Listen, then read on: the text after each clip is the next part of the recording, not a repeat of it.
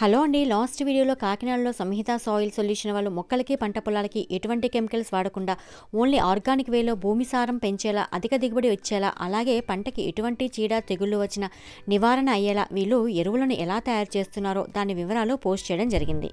తన ఎరువులు వాడకం వల్ల కలిగే లాభాలను తానే స్వయంగా రైతన్నలకి చూపించాలని 5 ఎకరాల్లో వరిని పండించి ఆ ఎరువులు వేయడం వల్ల వరి పైరు మిగిలిన వారి పంట కంటే ఎంతో ఆరోగ్యవంతంగా ఎదిగి మంచి దిగుబడి ఇవ్వడమే కాకుండా కంప్లీట్ ఆర్గానిక్ రైస్ ప్రజలకు అందించవచ్చని ఆచరణలో పెట్టి చూపించారు. ఇక్కడ చూడండి, ఈ వరి గింజలు ఎంత ఆరోగ్యంగా ఉన్నాయో.